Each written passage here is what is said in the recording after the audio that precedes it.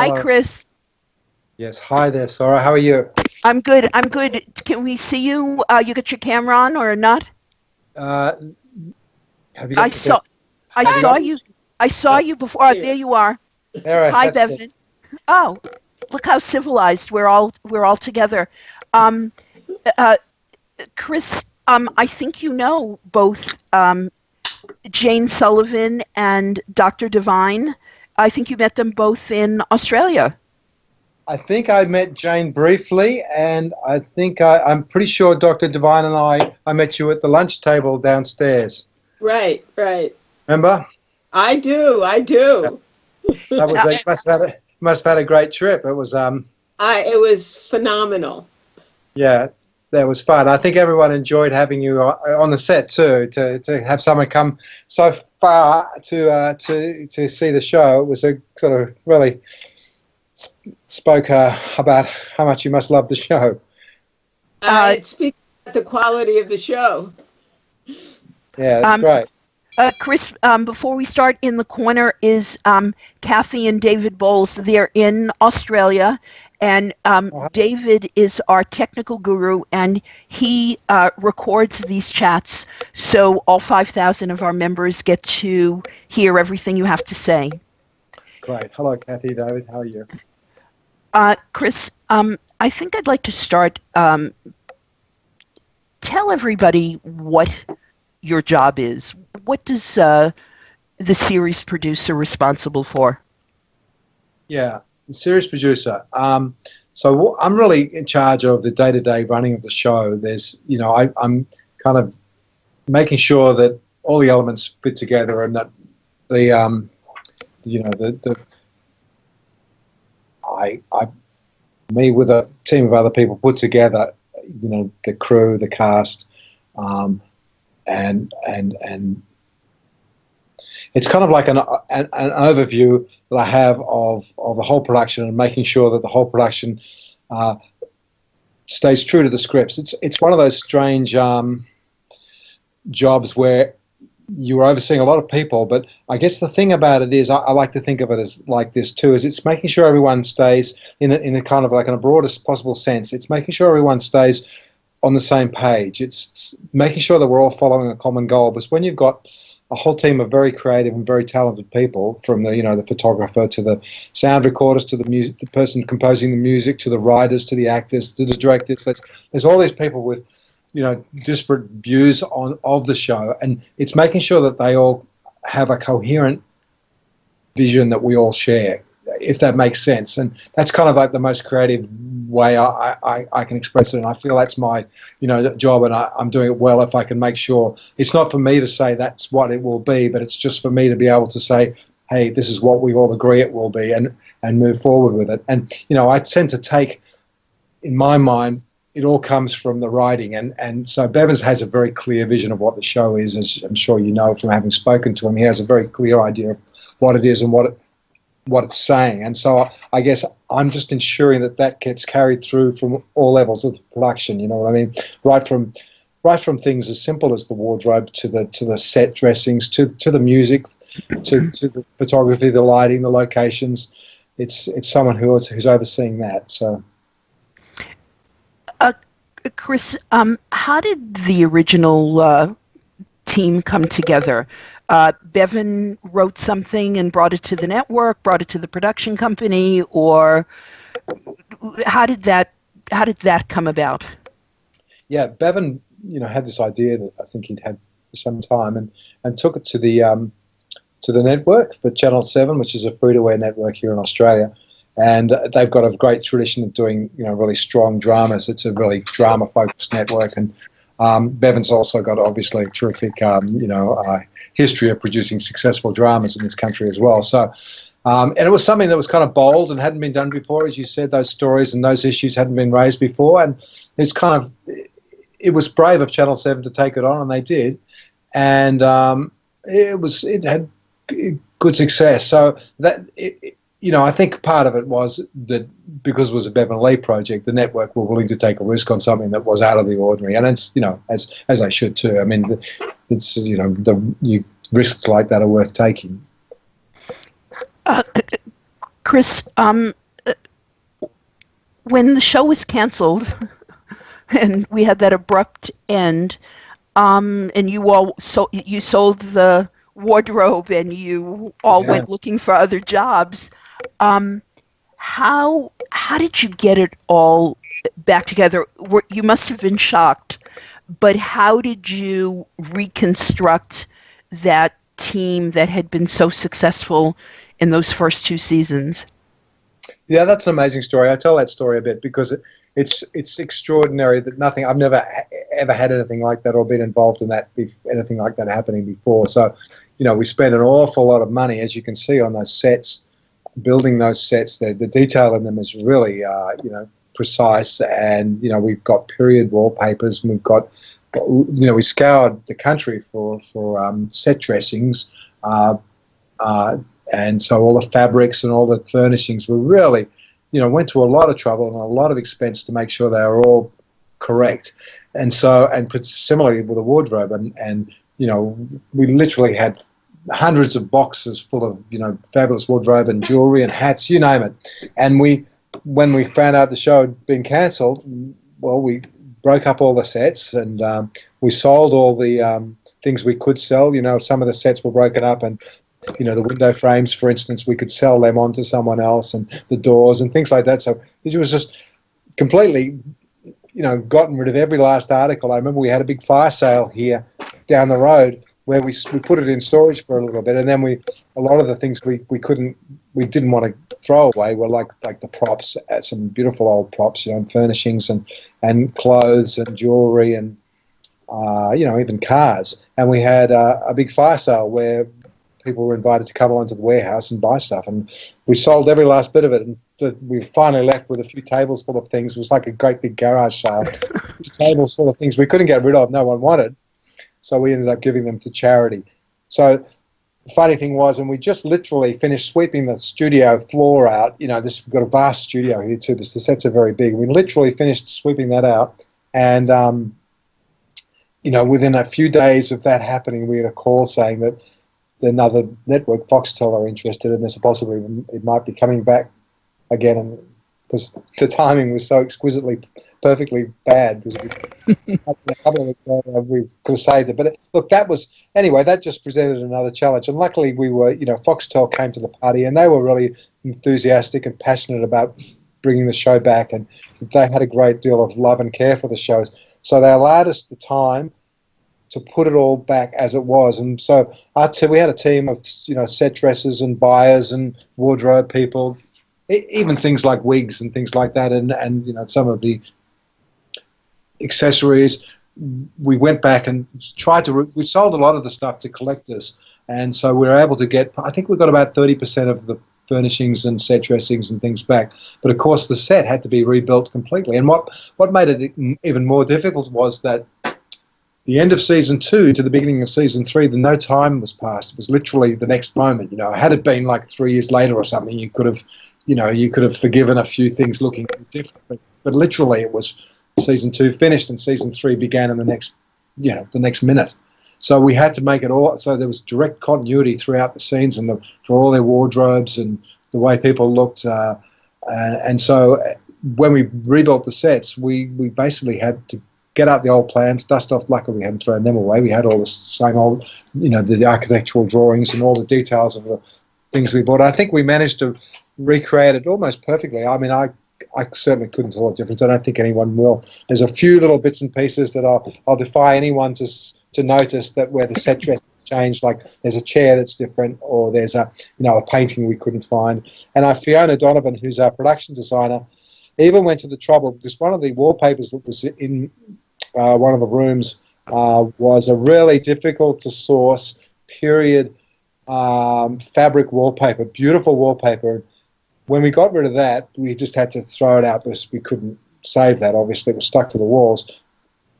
When it came time to recreate that set, we couldn't find that wallpaper anywhere. It just disappeared. So Fiona got a sample of a photo of it, and then had it digitally recreated and blown up, and so it was a digital copy, which again unless you were really close to it, touching it, you wouldn't be able to tell the difference. So we went to an enormous amount of trouble to make sure that it was exactly the same, and I think 99.9% of it was exactly the same.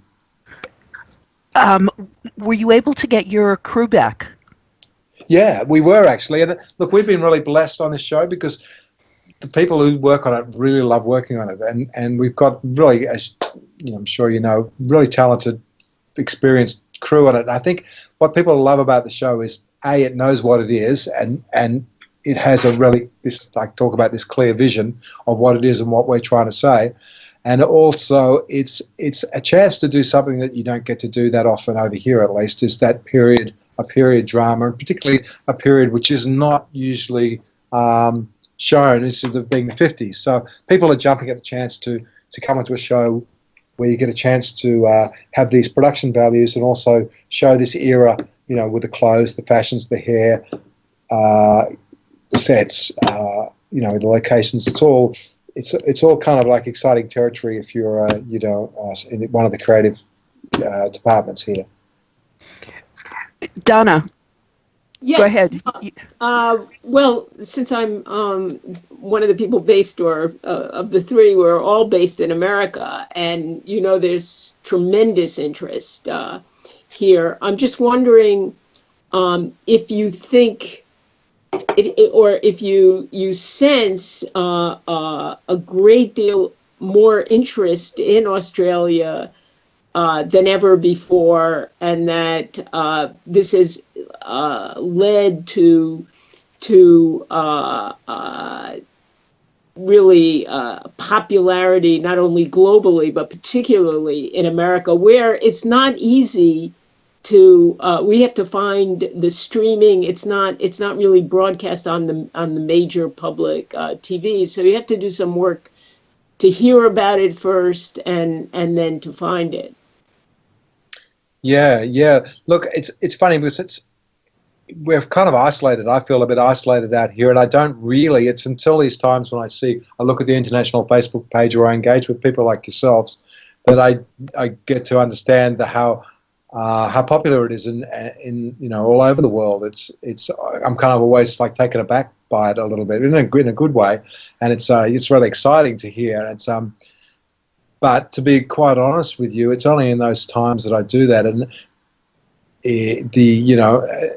we're, as I say, kind of insulated here. I know it's like I get most of my feedback through the Facebook page, to be honest with you, or anecdotally, I've got an aunt living in California who tells me about how she loves it and all her friends love it, and similarly, someone I know in England and Holland. So sort of anecdotally from friends, yes, but probably not so much in the broader context. I know that Australia and TV, with things like Miss Fisher's murder mysteries, have been becoming more popular and all over the world, which is great. I mean, it's terrific. Miss Fisher is a mystery, and it's all about the clothes. Why do you think that you're being seen in 144 countries by people who, under any other circumstances, would have nothing in common, and they love a place to call home, and they love every detail and every character and every car? How do you think this happened? Well, I think it's the writing. I think it's the stories and the characters, and it's the writing. I kind of believe everything comes from that, and we can only realize the writing well. I mean, that's the best thing we can do is realize the writing well, and hopefully that's what we do. And when I say we, I mean everyone else involved apart from the writers, so the actors, the directors, everyone. They take the writing, and so I think they're really powerful stories that have a heart, and I think they're things that people can relate to, and it's dealing with issues that you don't see dealt with on television that much. Well, certainly, you think about the things that we're dealing with, and particularly when it started, were quite controversial. Religion, race, sexuality, class, all those things are not often dealt with, and if they are, they're dealt with individually. To have a show that mixes those things up and deals with them in a kind of a really frank way, and what the 1950s allows you to do is to see them through the prism of another time and have the perspective on them, a different perspective on them, which allows you to sort of reassess your own perspective of today, if that makes sense. I think about the religious aspect. I think is amazing because traditionally, I don't know, it's always been the same, but that's always been a bit of a taboo. It's like, politics and religion and things you never discuss at, Christmas dinners. It's a bit like that on television.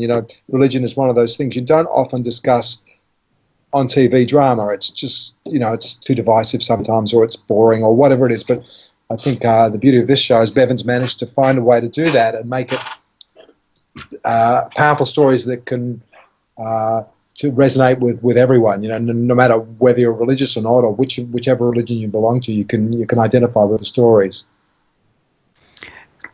Jane, you're on. Okay. I have lots of questions. I'm not sure which one you want me to ask, but since you were talking about period drama and you had produced Packed to the Rafters and now this, so what's the difference in producing period drama as opposed to a modern series? That was another one of Bevan's shows. That was an incredibly popular show over in Australia. It was the number one drama for 5-6 series maybe, and they've been one of Bevan's creations. And the difference is the detail. Really, it's all about the detail. And as I say, what I found about it is that people love doing it. Like you find a wardrobe designer, for instance, Lisa. She's terrific, and she's had a lot of experience. But this is the kind of thing she lives for, because she's getting to create all these glamorous outfits from a really glamorous period that she would never get to do normally.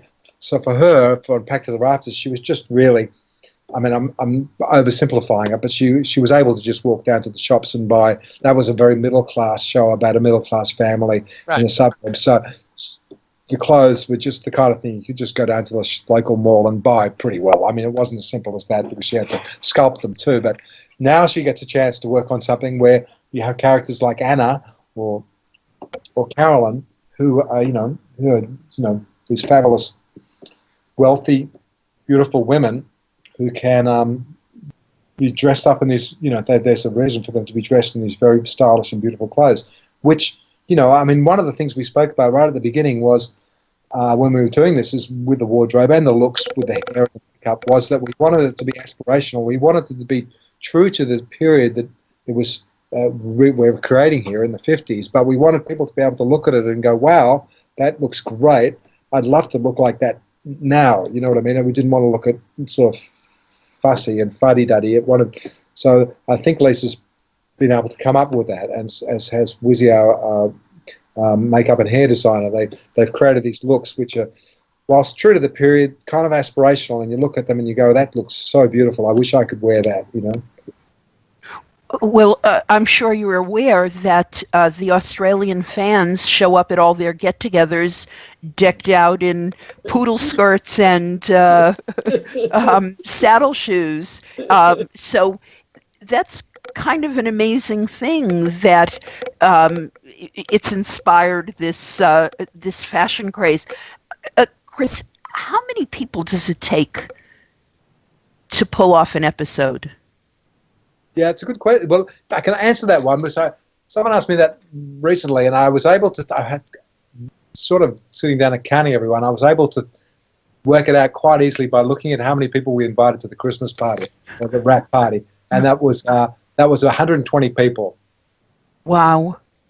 Wow. There's probably a few more than that if you add a few more people who weren't able to make it, but it's probably in the order of somewhere between 120 and 140. Now, you spend some of the time at Ash Park and part of the time in studio space. what is the logistics of taking a production from one location to another? Yeah. It's pretty big. Look, by Australian standards, it's a big production. We have quite a few trailers, and it's the nature again of being a period show is that you've got to have a bigger art department because everywhere you go, you've got to remove all the, the current, everything that says it's 2017 and replace it with things from 1958. So that makes it for more trucks for the art department. And similarly with everything, with the the hair and makeup trucks, you've got more people and more of their trucks. So everything's bigger because of that. And also, obviously, wardrobe, again, you've got a much bigger truck because you're going to have every extra. You can't just ask extras as you normally would for a contemporary show. You just normally ask them just to wear, say, you're going to a funeral, so wear a suit. Well, you can't do that on this show. We have to bring people in and get them measured and fitted and find suits for them. And then on the day they have to go. So it's just everything's bigger and there's more of it. So certainly in terms of an Australian show, this would be considered quite a big show. I can't remember how many vehicles there are, but suffice to say, it's like a football field filled with vehicles and trucks and things down there. We're kind of lucky because the location's only an hour away from Sydney, so it's about an hour on the freeway down south to Camden where we shoot the exteriors and we shoot all the so we don't it's not too far away. So the way it works out is we tend to do the show in 3-week blocks. So each block consists of 2 episodes. So it's 15 days to shoot 2 episodes, and it kind of breaks out roughly that we do 5 days on location down in Camden, and a couple of days will usually be down at the house or around about the big old house there, the exteriors of that, and then a couple of days will be somewhere on the bush. On some of the bush roads or some of the farms around that area. And we usually get about 5 days down there. And we come up here and we do about 5 days shooting in Sydney, in the city on location. So we'll find, typically the things like, some of the hotel rooms or the city streets or the big clubs or the Gentlemen's Club for George. They'll be in Sydney. And for instance, the hospital exterior, that's just around the corner here in the city, even though it looks like it's in the country, it's actually up. And then the 3rd week we'll usually spend in the studio here. So that's kind of how the logistics work. And we tend to, sometimes if we get a bigger episode, we might do an extra day. An extra day or two, but we tend to run pretty much that we're locked into that cycle. Chris, how long does it take from the table read until an episode is in the can? Yes. Well, a table read usually happens about a week before we start shooting. So there'll be a table read, and a week later we'll start shooting, and that takes 3 weeks. It takes about 3 weeks to edit it. So it's 7 weeks, and then about 12 weeks to post-produce it, put the music on it, and all finish it. So what's that? It's about 19, 20 weeks. Wow. Yeah. That's like a movie. Yeah, it is. Except that once we get moving, we turn it over much faster. So it's coming out, like once every 3 weeks we're churning out 2 episodes, Chris, can you tell us a little bit about the shots that involve horses and cars? Can you share a little bit about how you make it look so real? Well, we try and do it as real as possible, and sometimes the technology is getting pretty advanced these days, where you can do car interiors, for instance, and use green screens, or if not green screens, put up giant televisions now outside the windows and make it look like it's actually in a traveling car when you're sitting on a studio floor. And that's becoming advanced. But we try to do it as much as we can practically. So we're actually in a car driving with the real people, just to give it that sort of truth. It makes it. I think people can tell that it feels a little bit more real. And so there's all sorts of different rigs that we use. There's cameras that sit on the bonnet of the car. And one of the ones people love, a lot of the directors love using is a traveling crane. So it's a utility vehicle with a big arm on the end of it with a remote control camera that travels, in front, beside, behind the action vehicle, and the camera can sort of twirl and go all over the place. It's a really very cool tool to use, and they're usually radio mics, so the actors can just drive along and as they would normally, and the camera will be able to do find really interesting shots as they're driving. And similarly with the horses, as I was telling you earlier, that some of the actors are good riders. For instance, Brett's a very good rider. He's had a lot of experience, with horses on camera over his career, so he's really good. But even then, we have to be careful, because the worst thing that could possibly happen is that one of them hurts themselves. So whenever we can, we try to double them. And typically for a long shot, we put double on no matter who it was, even if they're a good rider, because there's nothing to be gained by risking them when they're so valuable to us, and their safety is paramount. Jane, you have another question? Yes. Okay. So Bevan came up with the idea. He went to Channel 7. You were already working on Packed to the Rafters, so they just picked you.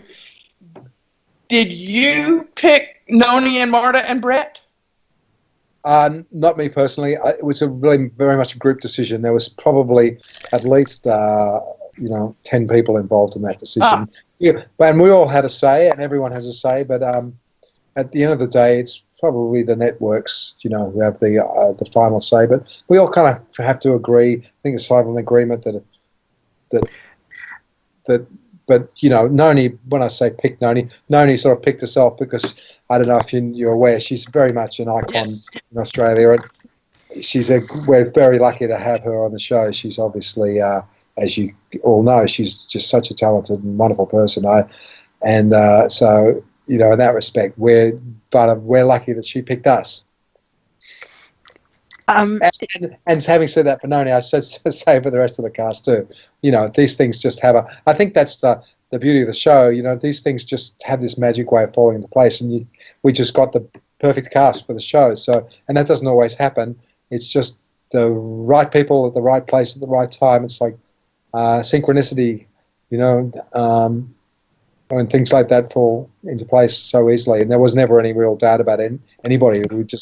I remember, for instance, one of the first people we saw when we were casting for it, I think probably the very first person we saw casting was Abby Earl as Anna. And she walked in and did a read. And it was like, oh, my God, that's exactly how we saw Anna. It was like it was impossible to see anybody else and not think, we were always comparing it to Abby. So, that happened quite a lot. It was just right people at the right place in the right time.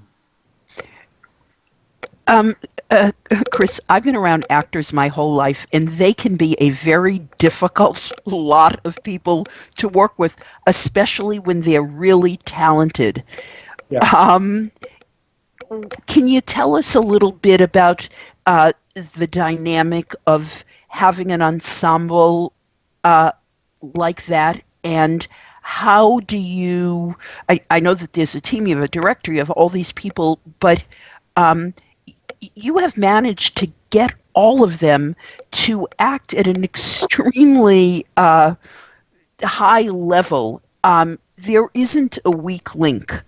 How do you wrangle all of them, and how do you keep, a balance so egos don't get in the way, all the kinds of things that any of us who have ever managed people have to deal with? Yeah, that's a good question. No, look, again, I think I'm very lucky that we've got such a talented cast. And, I think, look, part of it comes from, I think when you've got the leads that we do, and we have a really like Marta and Noni, as I spoke of before, and and Brett and Craig, who are all, and Sarah, all of them, all are very experienced people.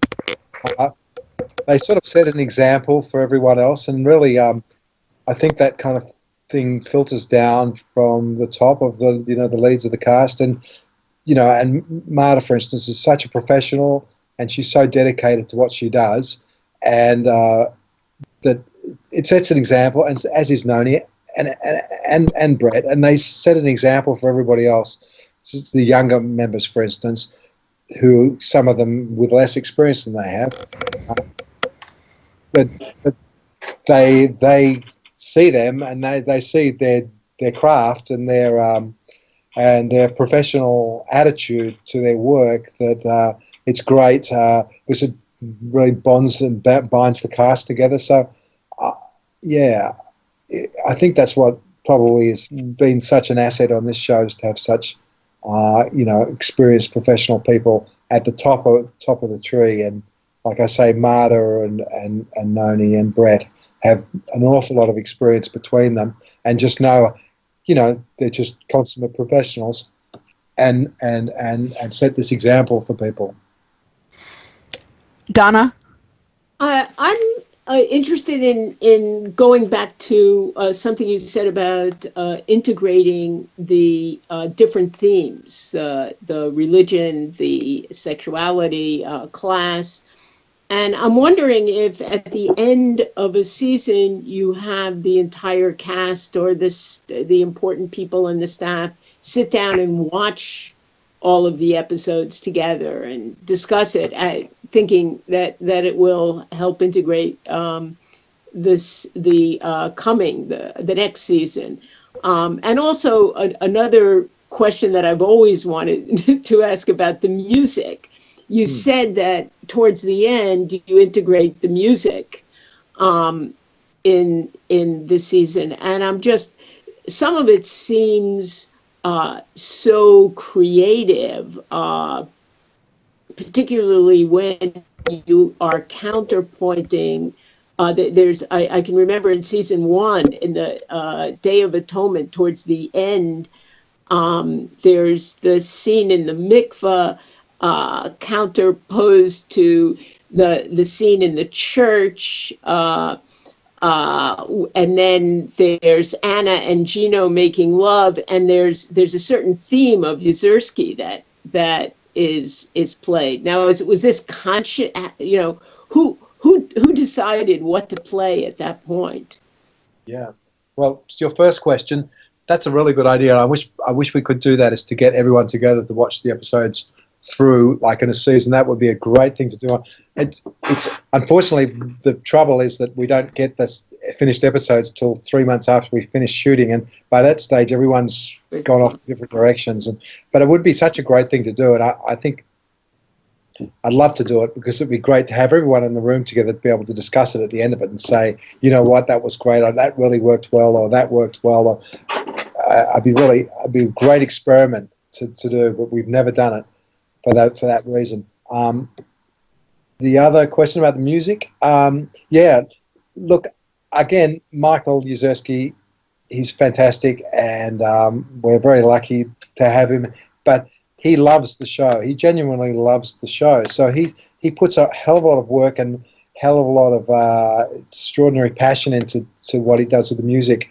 And the way the music, it's kind of a bit kind of organic, the way that happens. Is what we do is we send him a copy of each episode without the music, and he comes up with like suggestions, and he's quite often he's got he knows the show so well, and he'll sometimes have questions about the intention of a scene. Like he'll have like, are we supposed to be telling the audience that, look out, this is going to happen? Or there may be times when that's where I might get involved and say, no, we want to make sure that we don't tell that part of the story yet. This is specifically just referring to her love for something. There's just defining the story beats exactly sometimes. But Michael just basically just comes up with it himself. And I think what happened was, at the very beginning of the show, there was quite a bit of experimentation before episode 1, the music. So we left quite a bit of time series 1, episode 1, to get the music right. And so Michael tried a whole lot of stuff, just threw different types of music at it, until we finally ended up with something that everybody, and we all sat around and said, what do you think of that version? Not, it's too melodramatic, or that's too orchestral, or that's too... So we ended up with something that, and once we decided on that, Michael's then taken that forward, and it's a variation on that theme all the way through. But having said that, I know he really, Bevan's probably spoken about it, but each series is kind of like has a definite sort of character. It's a definite, one series may be a more of a noir thriller, series 4 was. One might be a bit more, have a bit more be about redemption, or, so there's, and each one of those themes kind of introduces a new musical score too. So Michael likes to try and work with whatever the overall theme of the series is. And I may or may not have noticed this, the music evolves each series. It's slightly different. There'll be some of the same themes, but, for instance, series 4 had quite a bit more kind of electronic music in it. It was a bit darker. So, and so Michael loves that, the idea of evolving with the show as well, evolving the music with the show. Chris, one of my favorite pictures that I post in the group all the time is the one taken at the Logie table with Noni and Jenny, and looking completely shocked. What? I don't know what took them so long, but what was, other than the obvious, honor, what has been the impact on winning the Logie had on A Place to Call Home? Look, I like to think that it's actually made people, watch the show, and I think it's, created more of an audience for us. It's obviously, it's great. It's a great morale boost for everybody.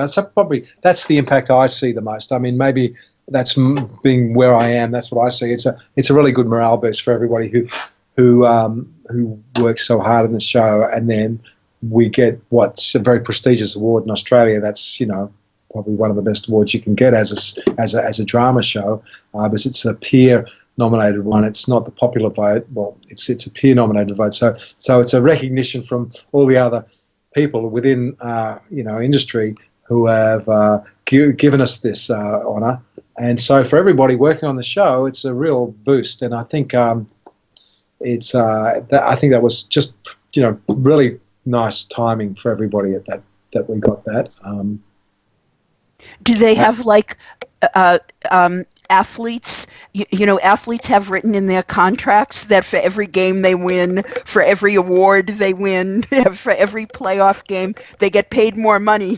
So do the actors have those kind of incentives? Did you have to write a big check to everybody because they won? No, look, that would be great if it worked like that, but it doesn't. We could all get it. Chris, I had certainly, until I saw A Place to Call Home, I had never heard of Noni Hazlehurst or Frankie Holden or Brett. I had, but Noni in particular, we're so loving the talent there so much that we're scrambling to find their movies and find their television shows and really catch up. And I got to say, there is nobody like Noni Hazlehurst. When you say she's a legend, we've become aware of it, and she is a legend to us, not just because we get to see her work, but because she has shared so much of her heart and soul with us. She really didn't have to engage with us. She could have, done a chat once a year, and but she's fully engaged, and she's shown herself to us to be not just a spectacular actress, but she's an outstanding human being. We post her speeches and her Logie speech and all of these different things. And for me, I see her as somebody who's really needs to be seen by everybody, because especially now, it's a terrible time in the entertainment business. It's rife with scandal. It's filled with people who are disillusioned about the medium. And Noni, I mean, her, not just her work, but her voice is very, very important.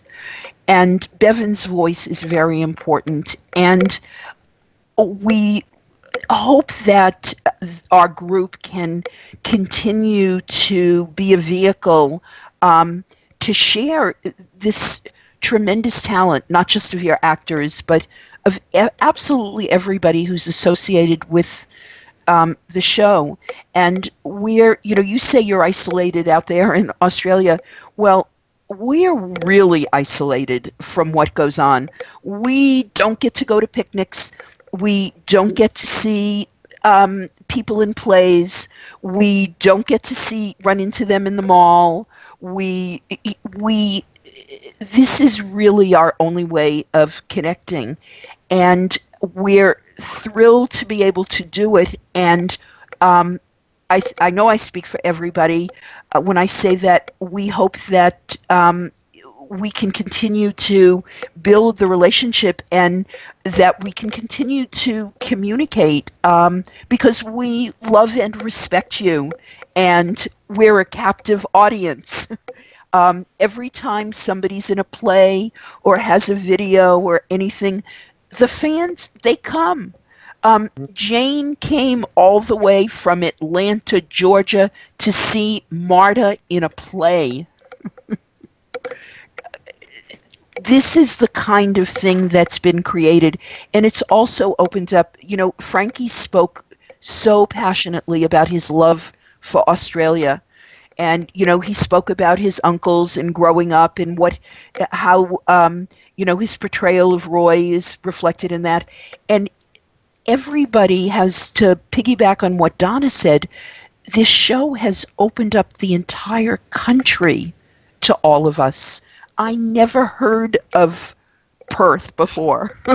I mean, I did, but all of these places, when people say, oh, I come from here in Australia and I come from here, and they all go to Sydney and have a lunch because some fan came from California on a holy pilgrimage. You have really opened us up to a beautiful new world. I never thought of going to Australia before, and now I think about it all the time. You'll be welcome. If you can come down, you should come down while we're shooting, and we can bring you on the set. I plan on it. Yeah, we should. I certainly will. Chris, we don't ask for any spoilers, but 2 days, season 5, long anticipated, rolls out here. Can you give us a sense of what we can expect? What's the mood? What's the...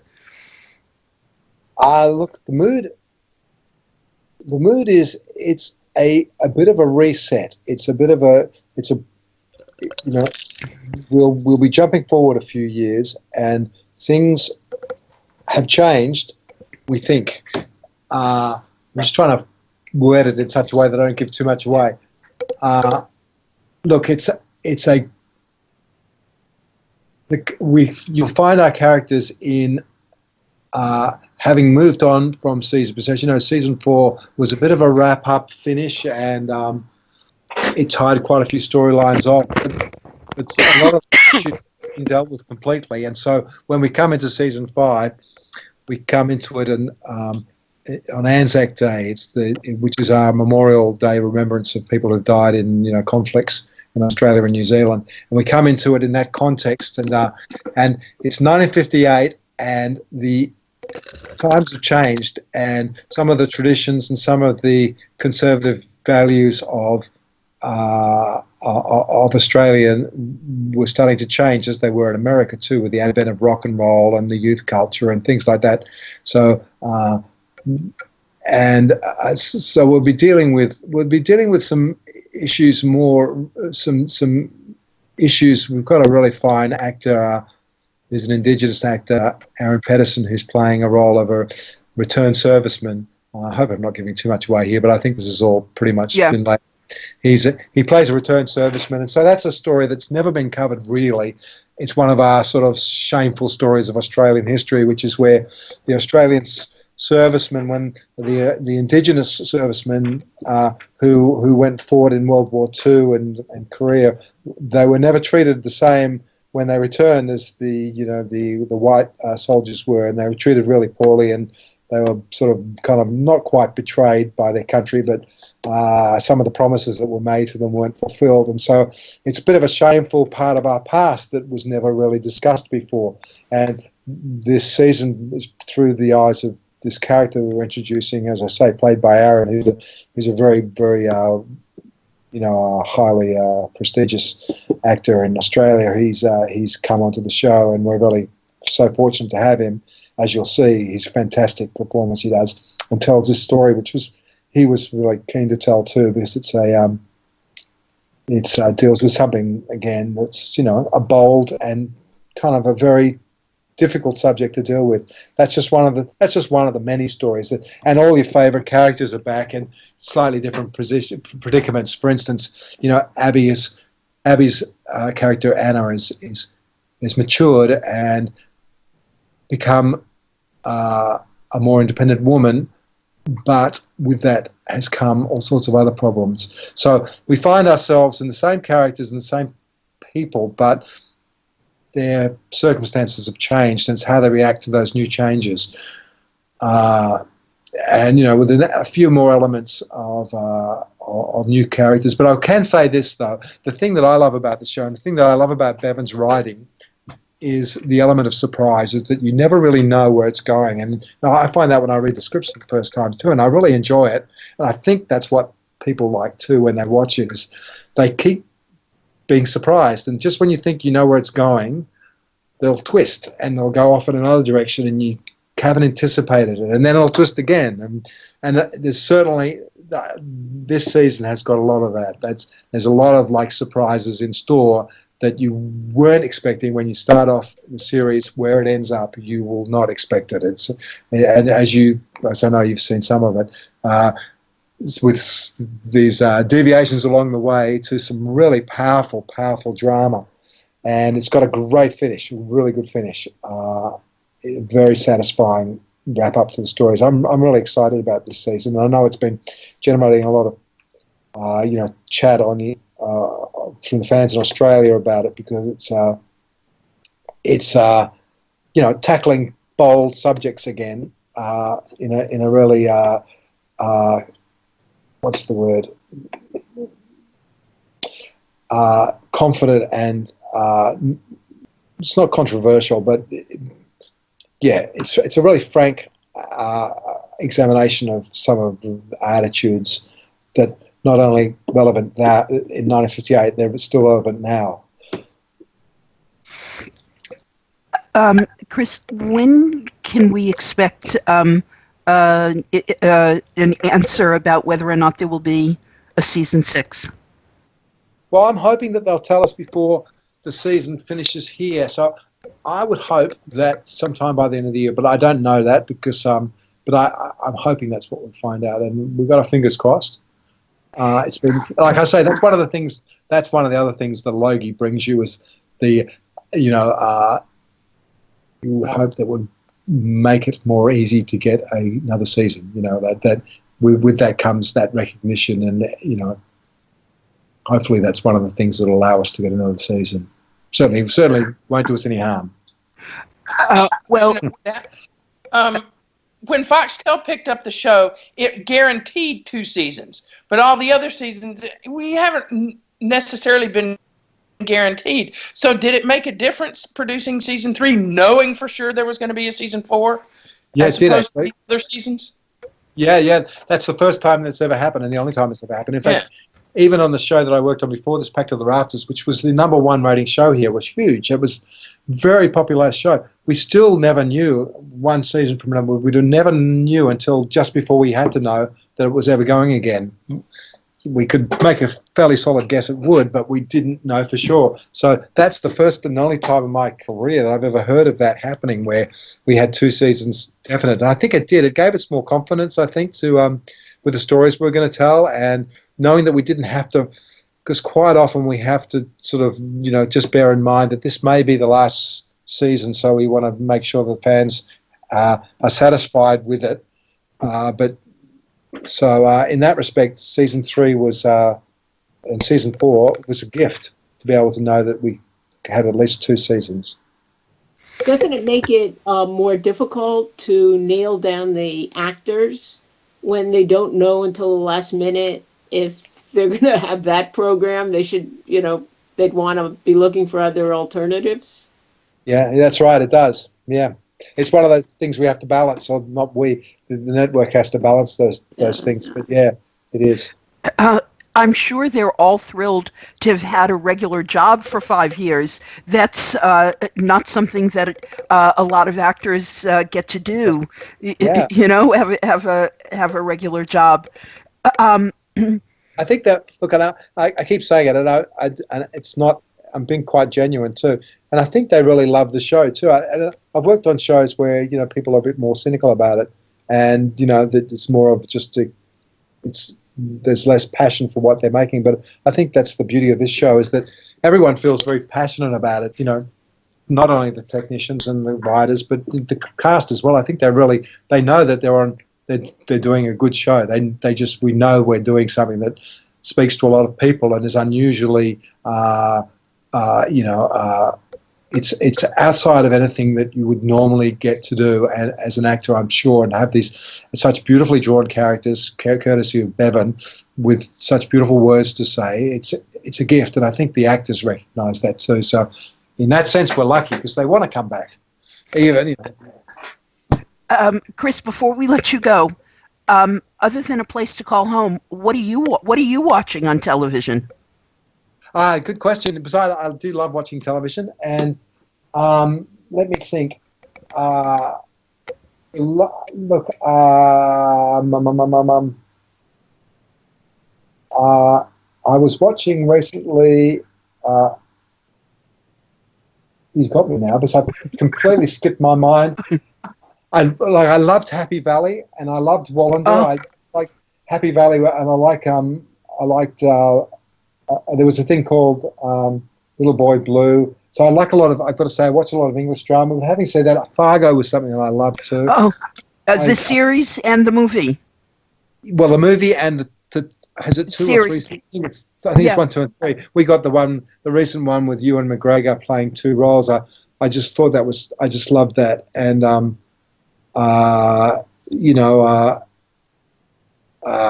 else? God. Do you see a lot of American stuff? Yeah, I do. Have you seen This Is Us? No. This Is Us. Yes, I have. That was on here on Channel 10, I think, and I watched. That was great. I did enjoy it, but I haven't watched it all the way through. I think I've seen 2 episodes of it, so I know it was really successful in America, isn't it? It's the #1 new drama, and it's the biggest thing, and it's the kind of it's not your quality, but it's certainly the best. It's the best drama running now. It does have all the elements. Yeah, I can see what you're saying, because it does too. It was just really good characters. I remember that was that ensemble of really interesting and diverse characters that was, and with great stories. So I can see what you're saying with a similarity to us. Yeah. Well, it's really about people. No fancy car chases, no, bells and whistles. It's just a simple, well-written, well-acted drama. And it's... You know what? That I think that maybe the thing that draws me to TV shows too is the heart, and I think that's something that Bevan brings to all his shows. Is they have a heart, they have a real. When I say heart, it's an emotional sort of foundation that has an optimistic and kind of a sense of optimism in the human condition, if you know what I mean, despite all the terrible failings that we may have, that there is something that sort of binds us together as this common humanity. And I'm probably getting a little bit sort of wanky with it, but it's those shows that do that can bind people together through sharing a sense of this common humanity and dealing with the good part of people as well, and some being able to sort of shamelessly express that. And it's things that make you cry and laugh, and but births and deaths and things that are part of everyone's lives, but somehow managing to bring the heart, the human heart into it. And I think that's a show, for instance, that I found This Is Us has that, and I'm attracted to shows like that, and I think this show has it as well. But as opposed to something that's cynical, and celebrates the dark side of humankind. Right. Chris, thank you so much for doing this. You've answered so many questions, and now the members are going to really get a chance to understand how this beautiful series comes to us. So thank you so much. We all look forward to season 6. We hope that you will visit us again. Maybe we can talk after we all see season 5 and start looking at season 6. Again, thank you so much. It's a pleasure. Thank you for asking me. And no, it really is a pleasure. I'm happy to talk about it. It's good. I actually don't get to talk about it that much like this, so I kind of learn something myself when I do. So it's good. I learned something from you guys when you talk about it, because it gives a perspective from the outside in, which I find really interesting. It's very, as I say, you become like a little bit isolated from people's how much it affects people and what it means to people. So it's great to hear it. And it's really satisfying to hear that it does make people, you bring something, we're all able to make people feel something. Well, if you're ever down and feeling, does anybody watch our show? Does anybody appreciate the hard work? Do they appreciate the 5 a.m. calls? Just call on us. We'll tell you how great you are and how grateful we really are for your fine work. Well, thank you. I really appreciate it. It's lovely for you to say that. Thank you. Okay. Bye, Chris. Thank you. Thank you. Want to come out to Australia, just let me know and we'll get you onto the set. Make sure you come while we're shooting, that is. I'm planning on it. Okay. Be careful what you wish for. I'll be there. Be well. Bye, everybody. Bye-bye. Bye, everyone.